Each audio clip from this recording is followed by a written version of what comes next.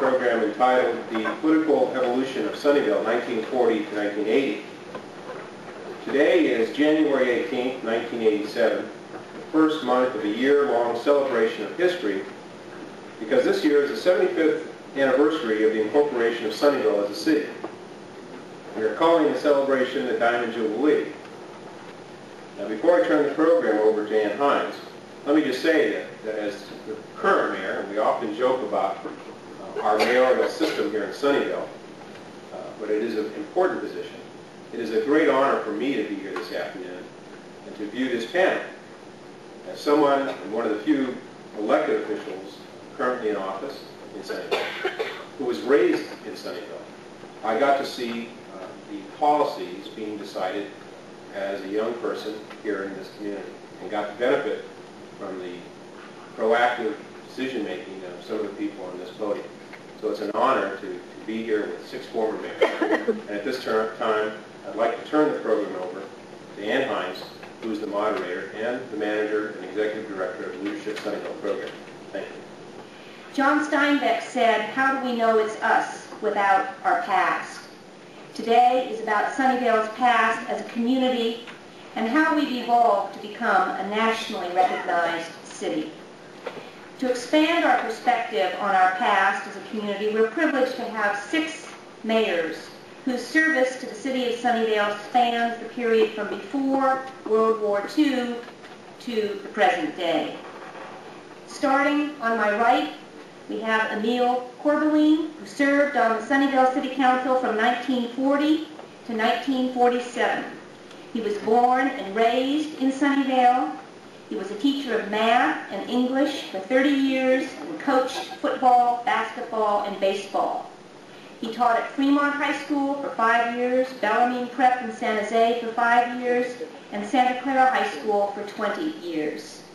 Active in St. Martin's Parish, he was the first Catholic elected to the Sunnyvale City Council. On his left is Walter Jones, who served on City Council from 1949 to 1969, and prior to that was one of the 16 freeholders elected to draw Sunnyvale's city charter. Walter was the first mayor under the new charter form of government established in 1949 and served 3 separate terms as mayor. He came to Sunnyvale in 1922 when he was 12 years old and spent summers cutting cots and picking prunes before becoming an apprentice at the Joshua Hendy Iron Works, just before the Depression.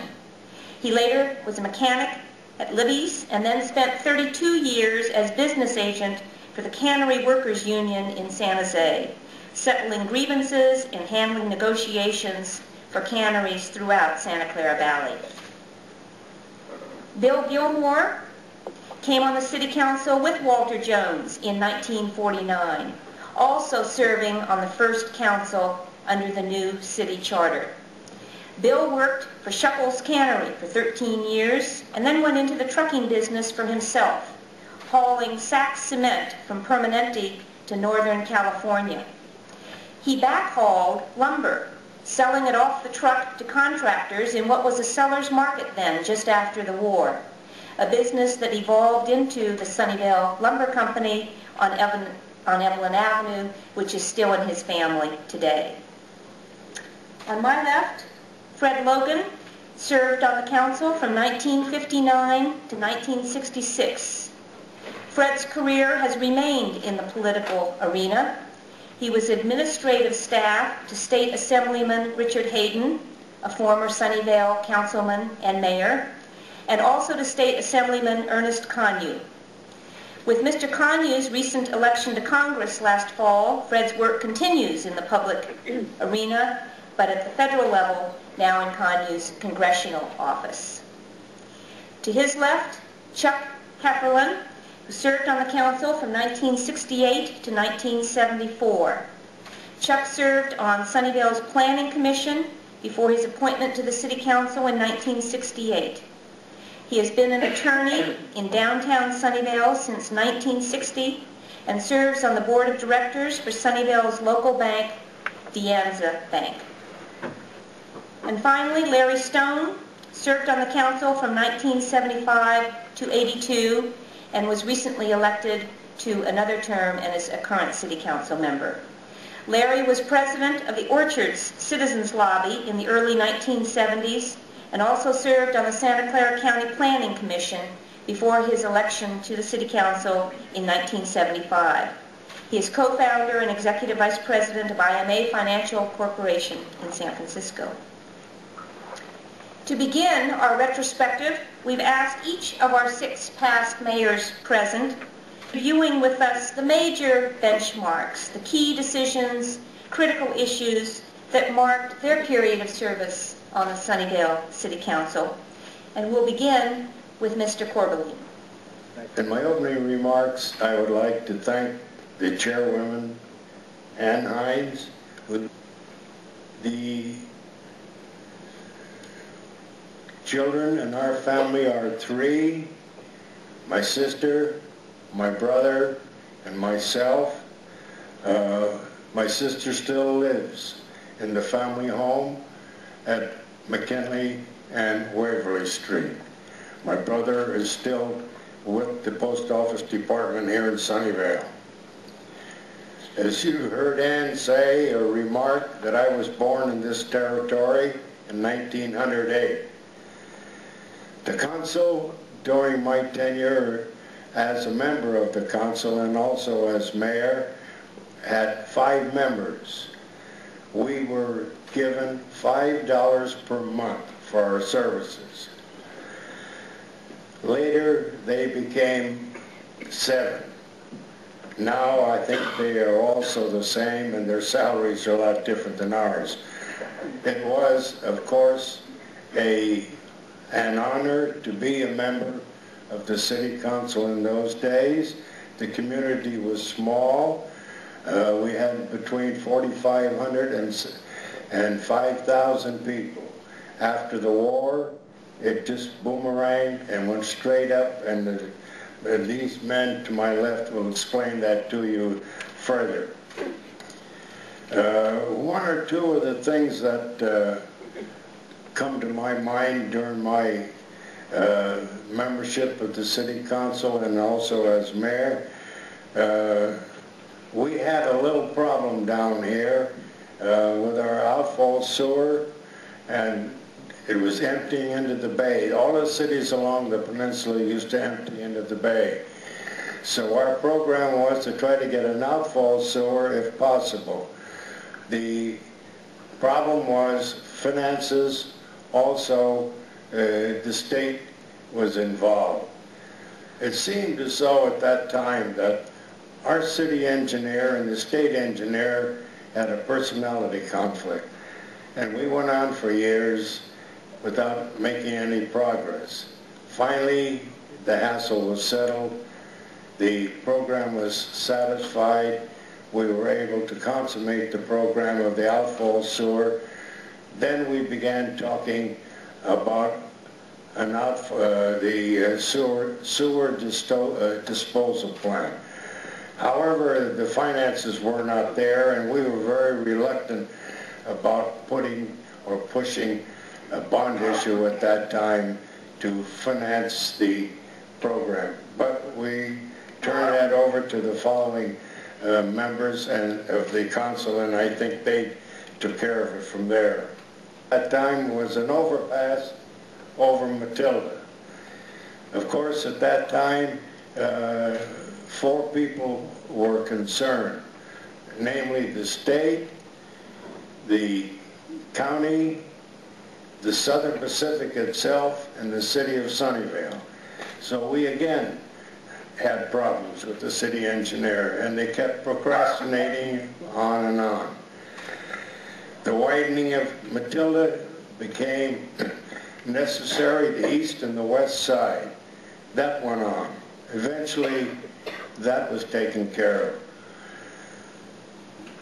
This highway was declared by the state as the main arterial between the Bayshore Highway, which is 101 now, and our El Camino over here. So it eventually took place after some more hassles, but the mission was accomplished anyway.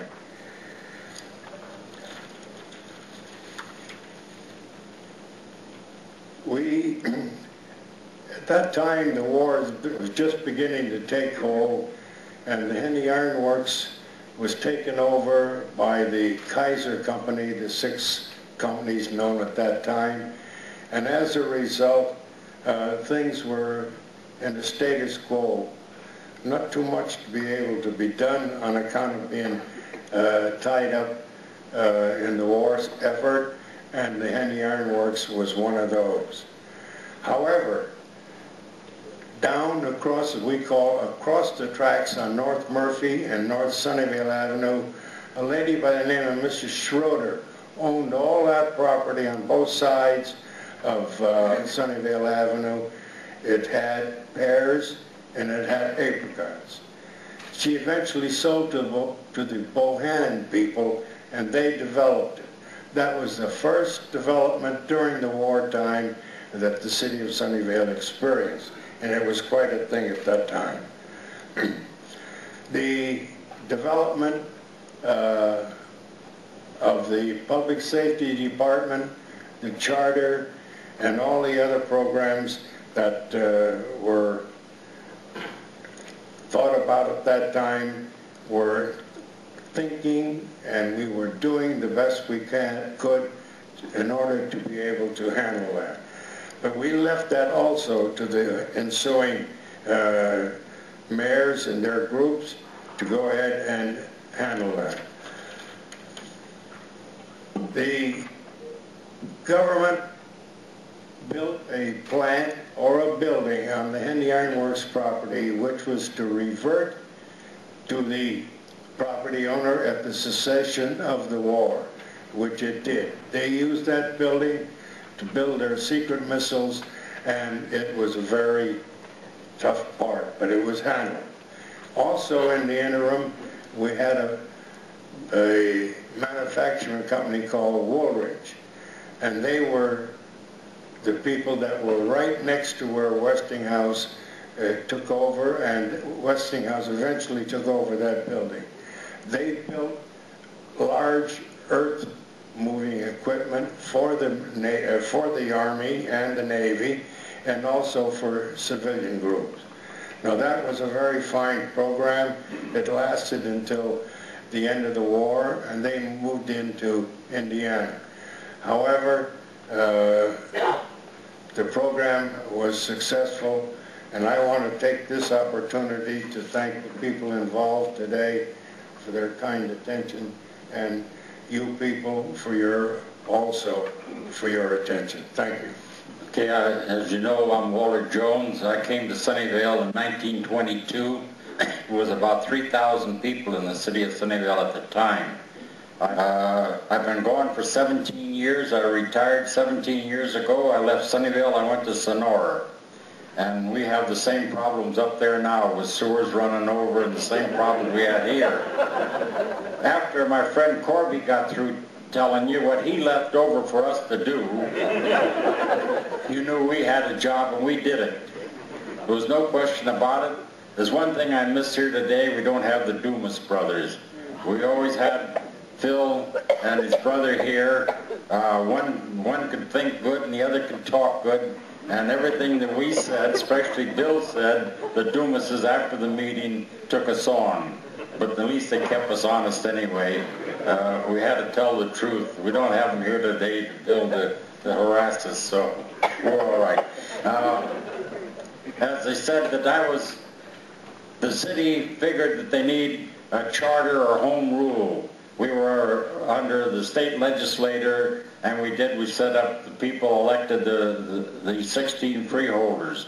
A freeholder at that time is a person that owned property. To be a freeholder and draw a charter for which a city works under, you had to be a property owner. And we were all property owners. We drew the charter, and the people voted the charter in, and then we had election. We had one carryover, Theller, and we started from nothing. We had no money whatsoever. There was no money in the city. We built the new city hall, not the city hall, but the new police and jail right out in front here. It's torn down now. And we had for quite a long time the old vault from Joshua Hendy Ironworks tore some building down in San Francisco in the steel vault they had for fire protection. That was our jail. They took it down to Hendy's. They cut a hole in and riveted some bars on for the window. And that's we built, the city had built a little house, I guess Corby did that. Back of the firehouse, built a little house around it, and that was a jail. So we went in, we was the first ones to put it in. When I say we, it's Bill, because we're on the first council. What was done together. We set up assessment district, and we blocked the whole town off. And if we had to get over 51% of the people in this district that we set up had to be in favor of it. If it wasn't 51%, we couldn't do it. And we would jockey around. We'd take a few out of this district and put in here and jockey all around till we got 51%. And we paved the whole city and put sidewalks in and curbs in and made it look attractive. Even Murphy wasn't paved. Murphy was paved just down the center. From where Kirkish was down there in the 100 block was paved, but when you went out to the highway, it was the center. Washington Street was only paved in the center, and that's all they did at that time, paved the center, and the rest of it was dirt.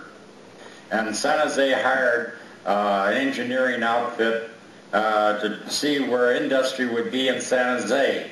And after they spent all the money, he came back with a report and said industry's not going to be in San Jose. Industry's going to be between Santa Clara and Sunnyvale. We went out here and we zoned hundreds of acres for industry out here. And a lot of where the mobile home parks are out there, when we were on the council in the beginning, every mobile home park owner out there signed that long as that they were in business for 10 years, they would never squawk about the mobile home park being taken out and industry put in. Now they got voters out there, so that might make a difference. We had a couple of good managers, city managers, and that was our job. Bill Gilmore, myself, and Ernie Stout, and Ken Johnson, and we hired Ken Hunter. Ken Hunter worked for the Kruger consulting firm to set up government. Him and his wife both were employees there. And he knew how to set up government. And after we if we go back a little bit on the charter, we hired an attorney from Modesto. Alan Grimes was his name. He's retired now, and he ended up to be one of the most knowledgeable attorney in the United States. He went to the head to the City Attorneys Association. He was the head of it and was the most knowledgeable on city government. We set the charter up like an industry. We hired a city manager, the city council. I guess it's the same charter. I don't think there's been too many changes to it.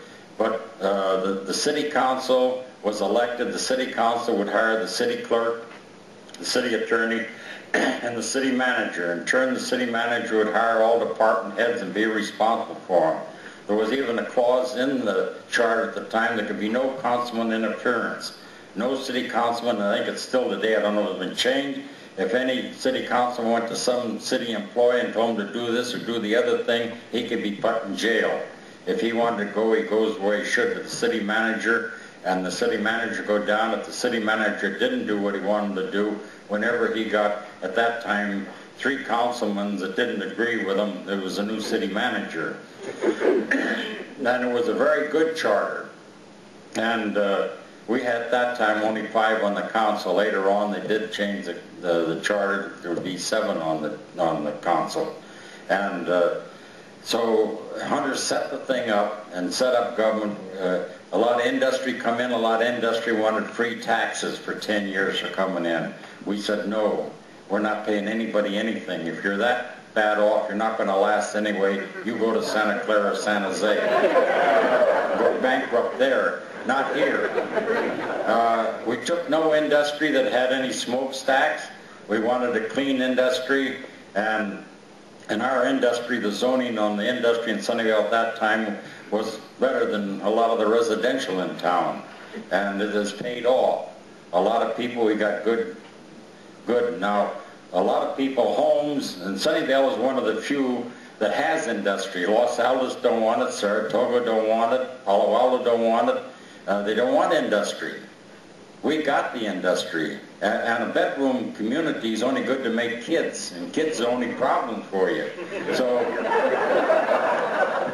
we got the industry to help pay the taxes for you people can have the better things in Sunnyvale, and I think it's paying off.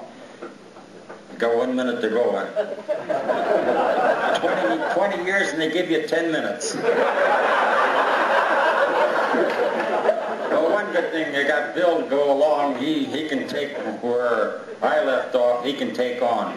But I think the Sunnyvale is still one of the best cities, but we love it where we are up in Sonora, and I want to thank you all for being able to come here today.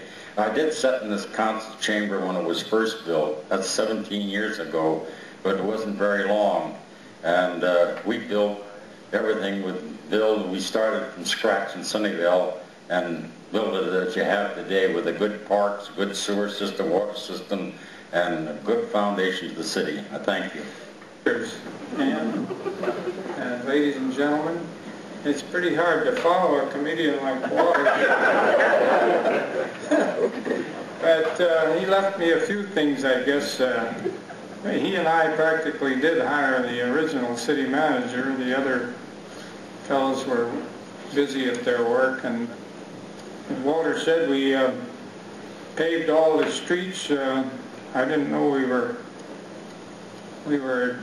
gerrymandering districts to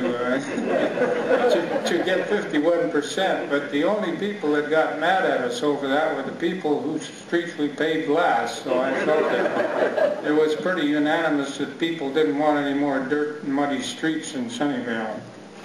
And we had a survey made and let a contract to build a sewer plant. And in conjunction with the sewer plant, we had to buy property from Leslie Salt to set up a pond out there to store the cannery waste and let it into the bay a little at a time. We couldn't run it all out there in the summertime, so we ponded it in this, I think it was a 50-acre pond, and let it into the bay gradually so that it wouldn't pollute the bay too badly. And that worked out pretty good.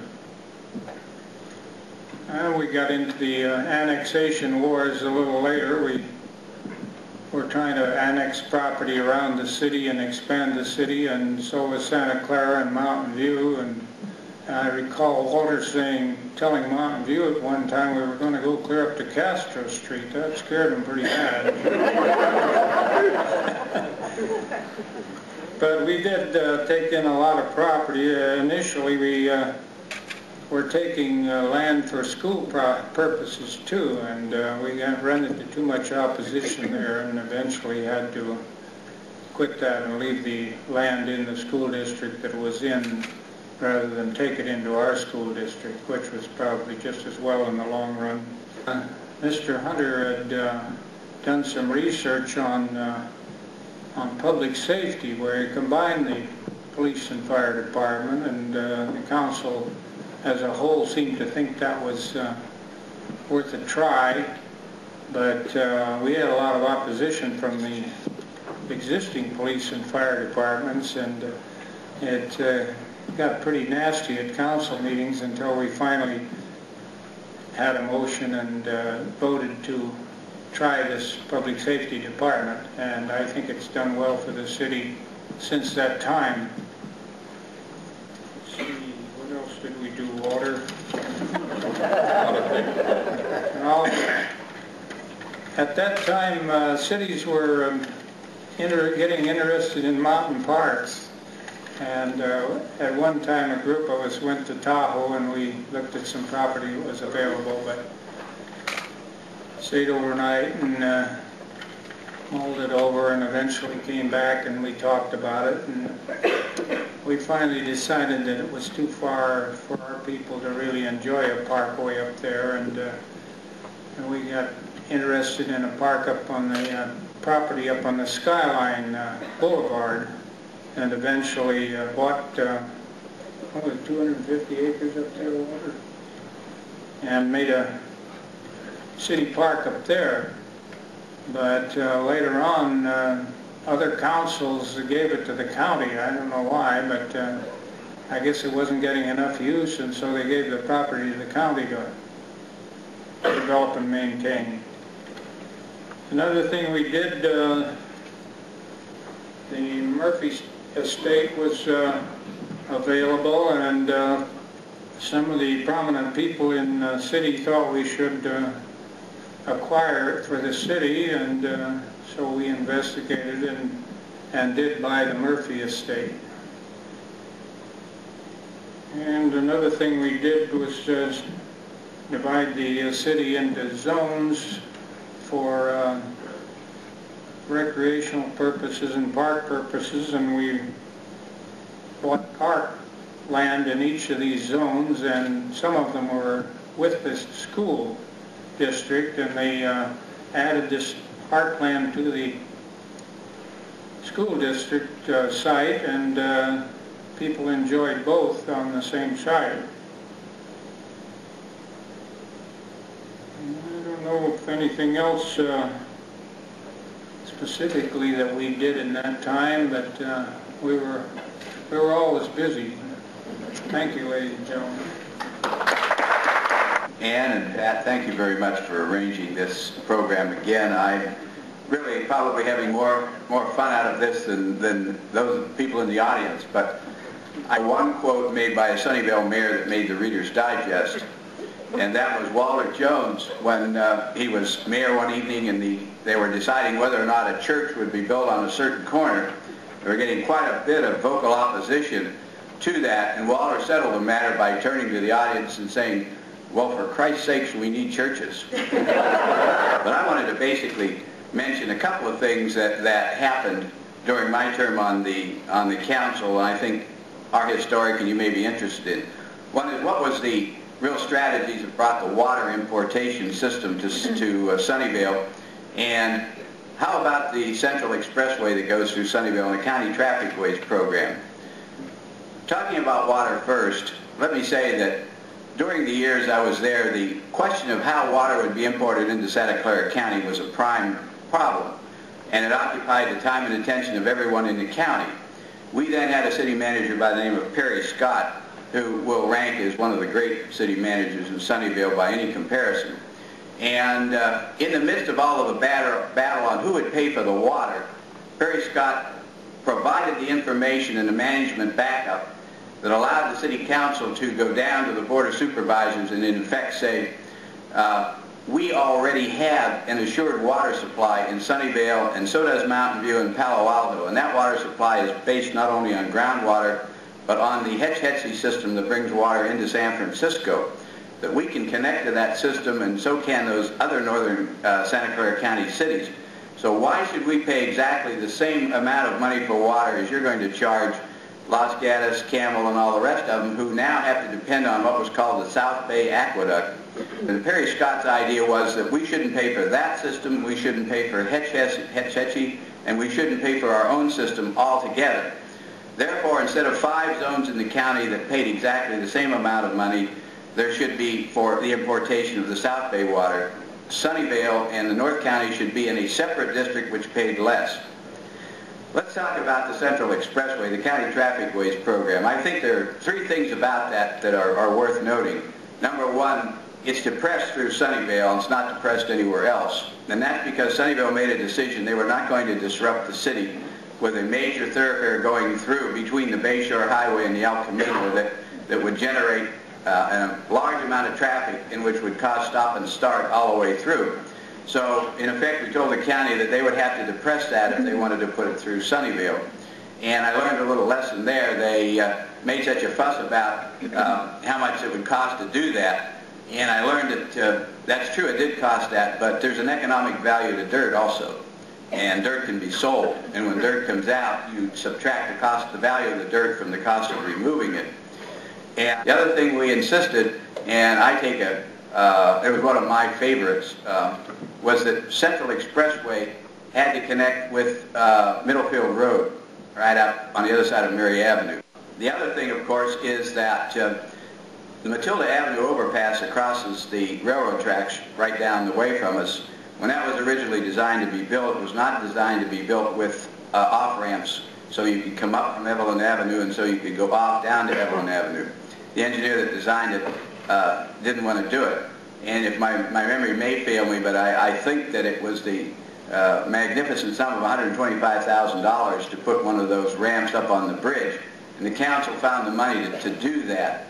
And those off and on ramps that are on Matilda Avenue are there again because of the council changing their decision and the engineer's decision and making it happen. Another mayor of Sunnyvale, who's now a justice of the appellate courts and who's one of the nominees for the California Supreme Court, is Justice James B. Scott, who was set up here with us and who was a mayor and is one of my better friends. And when we were talking one day, he said to me, you know, Fred, he said, we had all the fun. He said, we made the broad decisions about where the lands would be zoned, where the roads went, where the industry would be, and so forth. The guys on the council, they got the tough jobs. They have to really sit down and decide it parcel by parcel, and their jobs are much tougher probably than ours was. I think I served in the transition period in Sunnyvale and the annexation wars and that, and it's nice to see, I could say it's nice to see a friendly crowd, because most of the time the crowd out there, well, you can't annex my property. And I would be remiss at this point if I didn't interject just one thought, and that is that there's a lady in this audience right now who knows more about Sunnyvale than all of us up here together probably, and who served as the personal secretary of many of the city managers all during that era, and who was privy to all of the decisions, all of the facts and information, and that's Carolyn Ryan, who's sitting there. And Carolyn used to say it was like a well. You gave her information, it disappeared. She was completely confidential, and she was a perfect secretary for a city manager, because she really had all of the details and information on what happened. I'm sure much more than I had. I want to again thank you all for taking the time to listen to us. I'm sure we could all bore you for hours and hours, but Sunnyvale is a fascinating story, and I've lived here now, somebody said, how long have you lived here the other day? And I thought, oh my goodness, not that long, since 1947. So I have no intentions of going anywhere. I'm, you know, not rich like Walter, so I can't move to Sonora. I do like these, well, love is probably an adequate word for these guys, because they represent my days in Sunnyvale. They have my deep respect and my constant admirations to these two gentlemen on my left here. So thank you for your time. Thank Ann Hines and the Historical Society for inviting me with these other distinguished gentlemen. Sunnyvale has really become my home. I came from a small town in Montana, but grew up in the big city of Los Angeles, and after finishing law school at Stanford. And I was just really taken by Sunnyvale at that time, how it was growing and how it seemed to have so much future, and it has proven to be a great decision on my part, and I'm very proud of it. Well, I think of the time I'm on the council also as a transition period. I suppose every council member that served at any of these periods feel that they're in some transition. We did indeed have the problems during my term of dealing with the growth of the community, the population growth. I think it was about 55,000 when I came to Sunnyvale in 1961, and it put pressures upon city planning and on the library and public safety and the park system and utility system. That was really one of the major issues that we dealt with in every council meeting.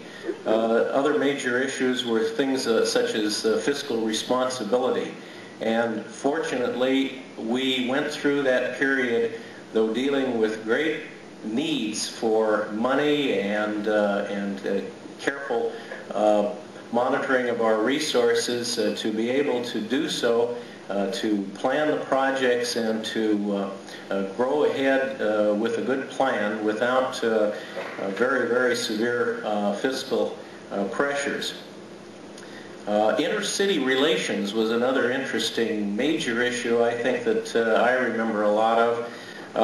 It was a time when we realized the need to work with other cities in the county as well as with the county government itself to work out and solve common problems. Many times we butt heads with the other cities or with the county government to get things that we felt were important. Fred Logan and has mentioned these, as has Walter Jones. I can remember I was appointed as Sunnyvale's representative to the county airport planning committee, I think it was called. This was the time when the county planning department was trying to decide and help the city of San Jose decide whether or not we should have a regional airport, a new one in a different location. And they were looking all over, and one of the sites that they looked at very importantly at that time was Moffett Field. And that scared Sunnyvale half to death. We were lucky enough to get them to think otherwise, probably with the help of the Navy too. And one of the things we did, though, at the end was deal with Mountain View and split the city boundaries. As I recall, the main runway at Moffett Field is split. They decided, well, we'll split it down the middle, that is from end to end of the runway, and have one side being in the Sunnyvale sphere of influence. It actually isn't in its city limits, but in the under LAFCO it would be within our influence, and the other side Mountain View. And I said, well, that won't do. All they have to do is widen the runway and they can land in Mountain View and not in Sunnyvale if we would say no. So they decided to have it split crosswise so that the runway wouldn't be long enough for a county airport if unless the two cities got together on it. We were also beginning to deal with the problems and concerns of citizen participation, a realization that more input had to come in from the public, and trying to deal with how to do this. And one of our first approaches, as people will remember, was to establish neighborhood council meetings, where periodically we would have informal meetings in the neighborhood parks for input and receipt of information and opinion from the citizens. And anyway, the El Camino Improvement District was set up. We set up an assessment district. We went, when I was mayor, we went to the state highway department and pleaded for state funds, and were able to get about 85% state funding, I believe, to widen and improve landscape and beautify El Camino Real. And we laid some of the foundations and the groundwork for what has come about to be the redevelopment agency and the formation of the Sunnyvale Town Center. Did another expansion of the sewage treatment plant. Seems like every council was working on sewage from Emile's time to the present day. And that was just another completion. We put in the third level of treatment so that we could finally dump what was then highly treated and refined sewage into San Francisco Bay and still meet state standards. We opened a recycling center in 1972, which was out in the Baylands area and still is operating. We instituted the cable TV system. This was a time when cable TV, a city franchise cable TV system was really in its infancy, and we were the first city, I think, in the county to franchise a citywide cable TV system. The Parks and Recreation system we were able to open the community center. We broke ground in 71, opened in 73. We opened a number of city parks at that time. Things were growing so fast, everything seemed to be finishing up, and what we now enjoy. Brayley Park in 69, Martin Murphy Historical Park, Ponderosa Park, Ortega Park, Las Palmas Park, just in the 6-year period that I was on the council. We commenced bicycle lanes, our first beginning start. We had a short bicycle lane that connected with one that Cupertino had on parts of Hollenbeck, connected on Stelling Road. We instituted and started the first 911 emergency call system in the county, which helped public safety a great deal. The city finance department instituted its planned programming and budgeting system. Resource allocation plan, looking ahead 8 years for programs, and that has worked so well to keep Sunnyvale in the black and on target with its programs. Over that period of time, I can merely say that I've been very, very proud to become a Sunnyvalean and to be a Sunnyvalean, raise my family here, and have my career here. It's a great honor to be here today and to speak to all of you. Thank you. It's a real honor for me to be here. It's real nice to feel like a young kid on the block for a change, too. In 1973, when I got active in Sunnyvale politics, a citizen-based organization called Orchards was formed to essentially challenge the established political structure in the city. And Orchards really had two emphases at that time. One was environmental, dealing primarily with growth and development in the city, and the other one was open government, more and expanded citizen participation in the decision-making process of government. In 1973, Orchards endorsed 3 candidates who ran unsuccessfully against 3 incumbents for the Sunnyvale City Council. At that time, it was really a make-or-break situation for the citizen-based group, and it decided to continue and try again in 1975. In 1975, myself and Greg Morris were successfully elected to the Sunnyvale City Council. Now, there was 7 members on the council at that time, so that was not a majority.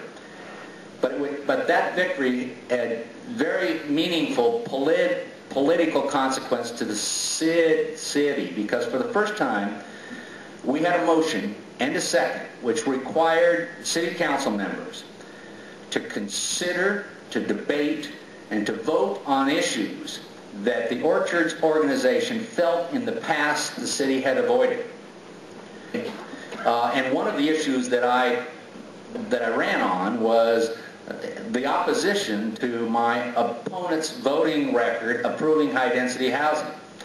I've subsequently probably voted in a single year for more high-density housing in the city than my opponent did in the 8 years that he served on the Sunnyvale City Council.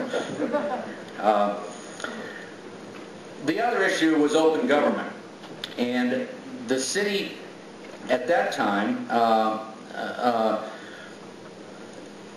resisted most of the proposed changes that Mr. Morris and I made regarding the way the city conducted its business. We also rolled into that the 2-term limit, which today exists and provides that a city council member cannot serve more than 2 consecutive terms on the council.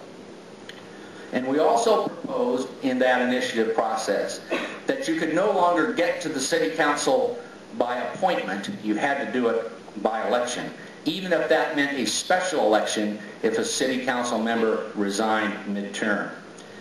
The issues since 1979 changed significantly. We were dealing at that time with the jobs housing imbalance, with traffic congestion, which was increasing leaps and bounds.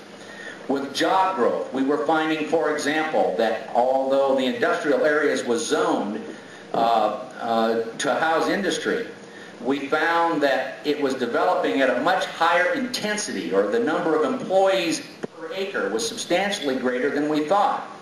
We had done a study, for example, and expected that the industrial growth would develop out in about 15 years, and in fact it was developing in about 6 years. We found that rather than 20 to 25 employees per acre, we were finding 60, 70, and 80 employees per acre.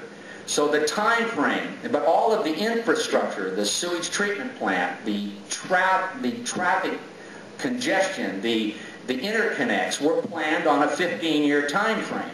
So we found the growth was happening 3 times as fast as we'd planned, and about 2 to 3 times as intense.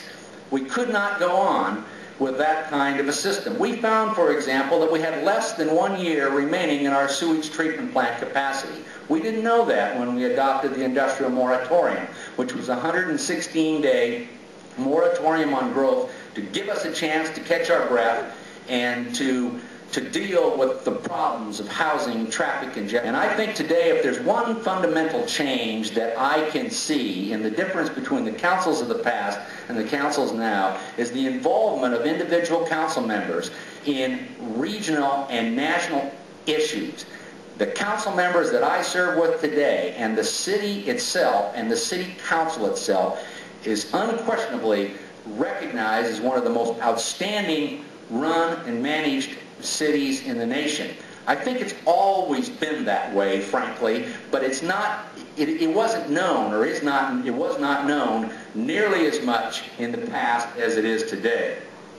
This is not to say that any one philosophy or any one system of government was any better during the period of time I'm speaking to, 1973 to the present day, than any of ones of the past. I think most of them were right for the kinds of problems they faced at the time they faced them. But I can only reflect on the difference in philosophies, which I believe were most likely right for the time that that occurred. Thank you very much.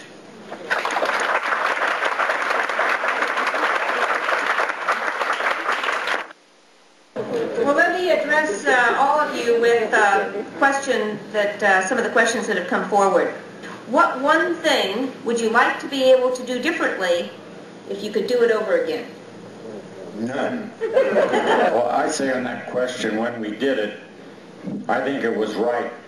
I think I would have been more aggressive on annexation than I was at the time, trying to seek a compromise.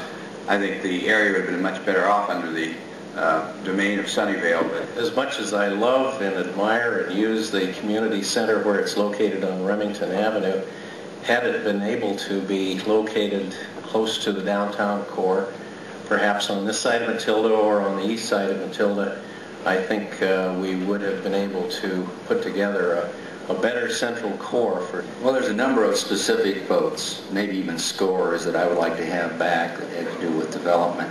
I think that's true. I have a knack sometimes for voting in favor of some of the worst-looking buildings and against some of the better-looking buildings that ultimately were approved in the city. Final question, I'd like to ask you to comment on the impact of business in the community over Sunnyvale's past 75 years. Now, we did have one of the first radio manufacturing places here way back was on School Street. And there was Echo Radio. Betsy, you ought to know, Corby, you must have worked down there. Well, I think the real industrial revolution started here when Lockheed came, and after that all these electronics industries followed, and now we're the center of the Silicon Valley. I'm really encouraged by the trend now that seems to be encouraging more retail commercial development and expansion. El Camino, of course, is our major street and has commercial all up and down, and the automobile dealers contribute terrifically to the sales tax dollar and therefore the revenue of the city of Sunnyvale. And I was thinking back when I first came to Sunnyvale, Larry Hopkins was selling Studebakers and Edsels. He didn't give up. He had a good location. He took on Pontiac and Honda, and look where he is now. We refer to this city today as Sunnyvale, the heart of Silicon Valley. And I think that says it all in terms of our industrial development and the place we hold literally in the world. We are fortunate to have more high-tech firms in this city than any city in the world. That was the result of decisions that were made by many of the people to my right here. In conclusion, let me just say Sunnyvale has been known since its earliest days by the Chamber of Commerce as the City of Destiny in the Valley of Heart's Delight. The Valley of Heart's Delight is now Silicon Valley, and Sunnyvale's destiny continues to unfold.